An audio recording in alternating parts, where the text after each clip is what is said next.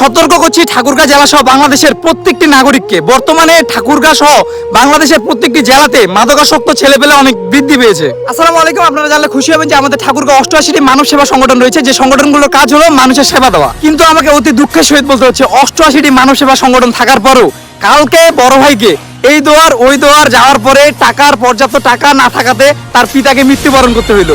আসলে এই মানব সেবা সংগঠনগুলোর কাজ কি জানতে চাই। শুধু আমি না, আপনাদের কাছে যে কোনো সংগঠন আজকে থেকে ঠাকুরগাঁ যদি কোনো বিষয়ে টাকা চাইতে চায়, আপনারা অবশ্যই এটা ঘাটিয়ে দেখবেন। তবে হ্যাঁ, আপনাদের মনে প্রশ্ন থাকতেই পারে, এরা যদি মানব সেবাই না করে তাহলে মানব সেবা সংগঠন খুলেছে কেন? এটারও পিছনে কারণ আছে, একটু বিশ্লেষণ করছি। বর্তমানে ব্লাড ব্যাংকগুলো টাকার নেশায় অন্ধ হয়ে যে কোনো ছেলেপেলের বা নেশাখোর ছেলেপেলের রক্ত ট্রান্সফার করে দিচ্ছে বিনা টেস্টে। দুই একদিনের মধ্যে আমি রিসার্চ করে যতটুকু বুঝতে পারছি, তারা হচ্ছে ব্লাড বিক্রি করে নেশা করে। তো তাদের ব্লাডটা যে আপনারা নিচ্ছেন, তাদের ব্লাডটা কতটুকু সেফ? আমি শুধু ঠাকুরগাঁবাসীকে সচেতন করছি না, আমি পুরো বাংলাদেশের মানুষের সচেতন করছি। হাসপাতালের মধ্যে যত সিন্ডিকেট চলে, এই সিন্ডিকেটগুলো বন্ধ করতে হবে। তাছাড়া যেন সংগঠনে আপনারা কখনো ব্লাড দিতে যাবেন না, কারণ এই সংগঠনগুলোর সাথে ব্লাড ব্যাংকের আগে থেকে চুক্তি করা থাকে যে আমি একটা ডোনার আনলে আমাকে 200 টাকা দিবেন।